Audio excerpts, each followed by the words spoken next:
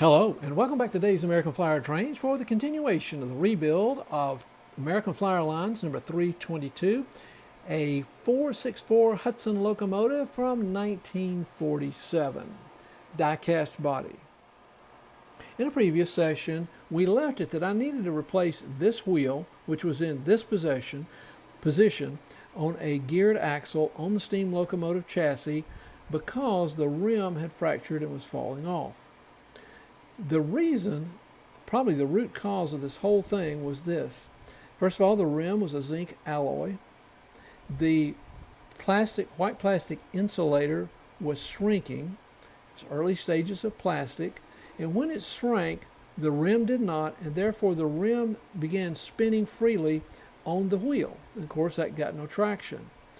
A.C. Gilbert suggested and authorized customers to take these to an authorized service dealer, have holes drilled in the rim, through the insulator into the wheel, have a pin inserted to prevent the wheel from slipping and thus create the traction needed. Problem is that drilling process could fracture the rim and create fracture points. It did not short, the pins did not short between the rim and the metal wheel because they're wood. But the drilling probably created fracture points, which then caused the rim to fall apart. Now, I've done this before. I've had to replace these before, and I was going to share how I did it. So at that point, this is on this axle right here. Now, I've already replaced the wheel, and what I'm going to share is not something that I encourage you to do. I'm not going to lobby for you to do it or endorse this methodology. But I wanted to share it with you in the spirit that this has worked for me over and over again, both on diesel and steams, of how I pulled and pushed these wheels on. Fortunately, I had a replacement wheel in my junk box which met the specifications of these wheels, including the height of the flange. When I pulled this wheel off, the side rods were not present on either side. So it was stripped down completely, both side rods off and all nuts out. In order to pull the wheel, I simply mounted the chassis on two 2x4 blocks at this point and this point so that the center was free, and then took a punch and put it on the axle and tapped lightly with a small hammer to break the bond between the axle and the wheel. Now, I didn't have much room to work with because I had to stop when the gear gets against the chassis. So as you can see, I didn't have a whole lot of room, but that's just enough to release that bond between the two and begin to weaken it. Then, with that additional spacing, I was able to insert a large flat blade screwdriver between the wheel and the chassis and turn it clockwise so that it's lifting up on the wheel at the point of the axle. And I simply kept moving the wheel around and just turning it gently, and took a few minutes to do that, and before you know it, the wheel is loose enough that you can just pull it off. And that's how I pulled it off. So at that point, the wheel is removed. Now, in order to install the new wheel, you really need, as a matter of fact, in this whole process, 3 tools.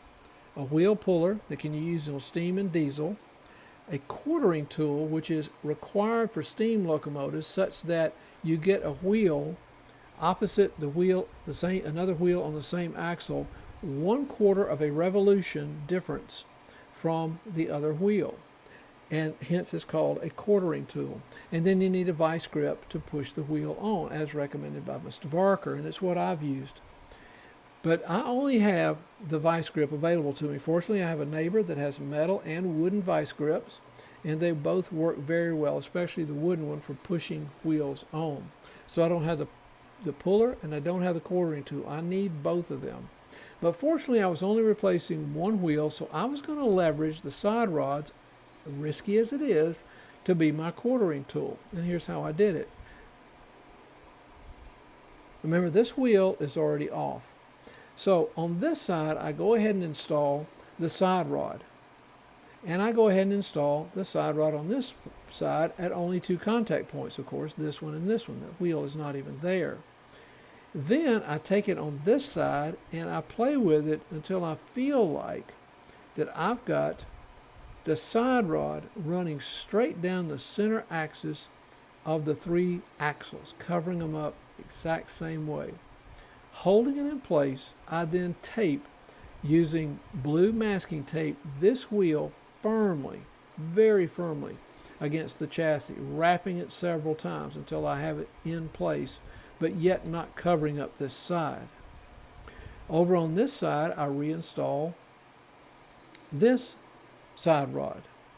And then I take the new wheel, lifting this up a little bit, position it such that I can see that the holes are going to line, and I have a feel for it as far as the grooves are concerned, because remember, one groove either way in the wrong way could throw it off just enough such that the side rods lock up. But I keep feeling for it, and once I have it where I think it's going to go, I press it on by hand just long enough to hold it. Then I come back and take the side rods off, because there's where I'm going to squeeze it in the vise to push it down, hoping that I've got that correct. So basically what I'm doing is I'm using the side rods as my quartering tool. Now, I've done this multiple times on multiple deep steam locomotives, and it's worked every time. I think I had one in which I missed it by one click on the grooves, but it was easy enough to pull the wheel back off, move it one rotation in the other direction, drop it on, push it on just firmly enough to hold it, and then squeeze it back on with a vice grip. And then, of course, I loosen the binding of the tape on this and install both side rods with all screws. First thing I do is a quick hand test, just to make sure in both directions there's no binding. I put it on the rail head. I push it around the track several times in both directions. Both directions going forward, both directions going in reverse, over switches, just to make sure. And of course, while I have it in the vice grip, pushing down on the wheel, I've got a dime in between these two wheels to check the gauge almost after every half rotation of the vice grip, just to make sure I've not squeezed it too tight, that the dime can still rest in there and be pulled out, yet it's about as close as it can be to touching both wheels. Then here is the ultimate test, or the next stage of testing, after I've pushed it around the railhead a little bit.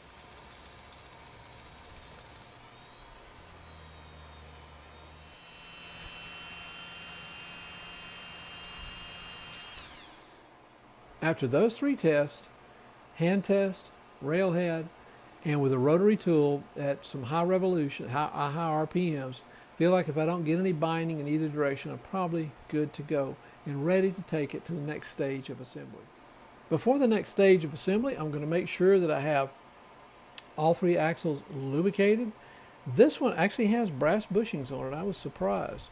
Finish out that lubrication, and I think I'm ready now to put the reverse unit and the motor on with the light, everything, so that I can give it a track stand test. And then I'd like to give it a railhead test with the tender, if I can, on the railhead. And of course, the final step is going to be the painting of the body and the tender and all of its components for the final assembly piece. In the next video, I want to share some things that I discovered about the reverse unit and some challenges I had in getting it reassembled. Thanks again for watching Dave's American Flyer Trains. So long, everyone.